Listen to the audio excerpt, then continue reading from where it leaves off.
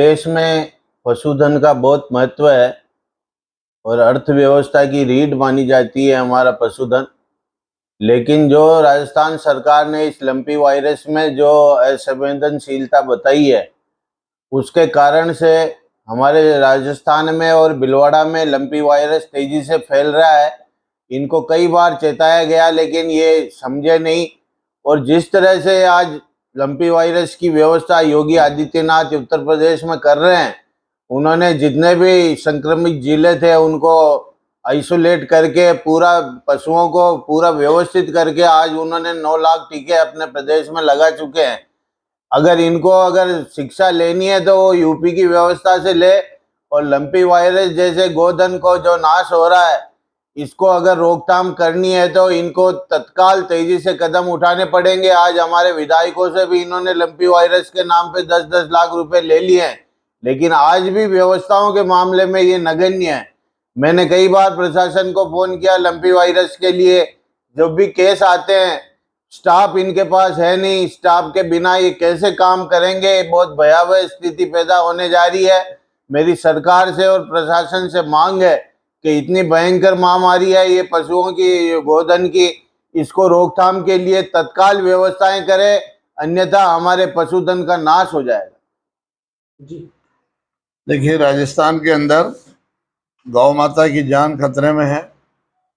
Lumpy नाम की एक महामारी इस समय गौ माता में फैल रही है। इसके कारण से लाखों गायें अब तक मर चुकी है। हमने अखबारों में भी फोटो देखा है कि बीकानेर, जैसलमेर, उधर बाड़मेर, इधर इस पूरे इलाके के अंदर भयंकर जानवर जिसमें गाय मरी हुई दिखाई गई है। हमारे भीलवाड़ा जिले में भी काफ़ी जगह पर गाय मर चुकी है। एक बहुत बड़ा संकट इस समय गौ माता पर है। लेकिन दुर्भाग्य ये है कि हमारी सरकार सो रही है। हमारी सरकार के मुख्यमंत्री भारत जोड़ो और कांग्रेस तोड़ो अभियान में इस समय वहाँ पैदल यात्रा में लगे हुए हैं। उनको गायों की कोई फुर्सत, वो संभाल करने की कोई फुर्सत नहीं है। आश्चर्य की बात है कि वैसे भी कांग्रेस का गौ माता में ज़्यादा विश्वास नहीं है, लेकिन आज हमारे धर्म के अनुसार गौ माता को हम कितना पवित्र मानते हैं। एक गाय का मरना बहुत बड़ा, एक तरह से बहुत बड़ा पाप है, बहुत बड़ा अपराध है और बहुत बड़ा क्षति भी है। हमारे धार्मिक दृष्टि से भी बहुत गलत है। इसलिए ये सारा कांड आज हो रहा है। सारे राजस्थान के अंदर हाहाकार मचा हुआ गायों को लेकर के। लेकिन दुर्भाग्य है कि सरकार कुछ नहीं कर रही। अगर सरकार चाहती तो अब तक इसका टीकाकरण करवा सकती थी, इसके लिए दवाई छिड़क सकती थी। आज मैंने अखबार में पढ़ा कि एक कोई ऐसी गौशाला है जिसके अंदर उन्होंने 4-5 चीज़ें मिला के और एक ऐसा वो तैयार किया है कि मैं उसका क्या कहते हैं रसायन, जिसको छिड़क करके पूरी गौशाला में जितनी 1000-2000 गायें हैं उन सब गायों में किसी प्रकार का कोई संक्रमण नहीं आने दिया।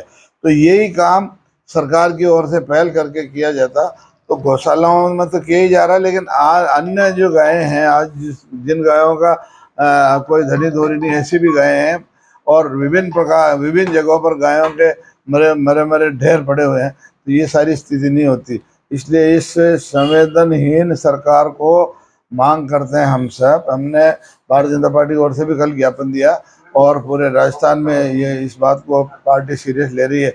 इसलिए मैं चेतावनी देता हूँ कि भीलवाड़ा जिले में भी यहाँ जिला प्रशासन और राजस्थान के अंदर राजस्थान की सरकार सजग हो जाए, गौ माता के प्राण बचाए। अगर गौ माता के प्राण बचाने में कोताही बरती तो हम इसका विरोध भी करेंगे। इसके लिए जो भी आवश्यक विरोधात्मक कदम, संघर्ष करने का कदम उठाना पड़ेगा, हम उठाएंगे। जी, जो आप ये गायों की बीमारी की बात कर रहे हैं, ये बीमारी गुजरात से स्टार्ट हुई थी। गुजरात में इसको रोक नहीं पाए तो ये एक महामारी टाइप बीमारी है, तो वो धीरे धीरे राजस्थान में भी आई। जैसे ही राजस्थान में आई, मुख्यमंत्री जी ने संवेदनशील रूप से इसको लेके और पूरे राजस्थान में इसकी तत्काल दवाएं उपलब्ध कराई गई। दवाएं नहीं थी तो दवाएं मंगाई गई और इस पर धीरे धीरे आयुर्वेदिक दवाएं भी दी जा रही, सब दी जा रही है। और सभी जितनी भी जिला के संघ डेयरियों के, उनके द्वारा भी इनको अनुदान देने की और दवाइयाँ देने की जगह जगह घोषणाएं की गई और वो पैसा भी दिया जा रहा है। और ये सभी स्टेट्स में हो गई लगभग। तो मोदी जी को इसको राष्ट्रीय आपदा घोषित की जानी चाहिए थी। बाकी राजस्थान में इसको काफ़ी हद तक कंट्रोल कर ली गई है और ख़ास तौर से हमारे ज़िले में ये कंट्रोल में है।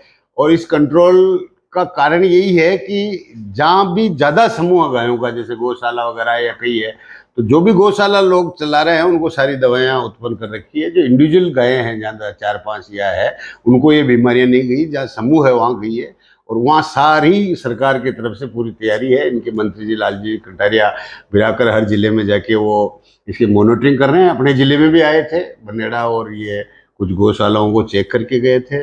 और मैं समझता हूँ कि इसमें काफ़ी हद तक हमने कंट्रोल करने का प्रयास किया है और समय पर दवाइयाँ उपलब्ध कराई जा रही है। भाजपा आरोप लगा रही है सरकार इस पूरे मामले में फेलियर साबित हो रही है।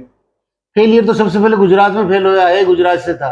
अगर भाजपा ऐसा आरोप लगा रही है, इसको राष्ट्रीय आपदा घोषित करना चाहिए। ये तो जिस तरह से कोरोना आया है उसी तरह से जानवरों में ये दवाई आई है, तो इसमें आरोप प्रत्यारोप का तो कोई इशू है ही नहीं है। तो ठीक है, विपक्ष की कोई पार्टी होती है तो वो झूठे आरोप लगाने का उनका एक होता है, और वो चूंकि खुद ही केंद्र में सरकार में है, ऐसी कोई स्थिति है तो केंद्र सरकार को इसमें आगे होकर पहल करके दवाइयों की सप्लाई देनी चाहिए थी।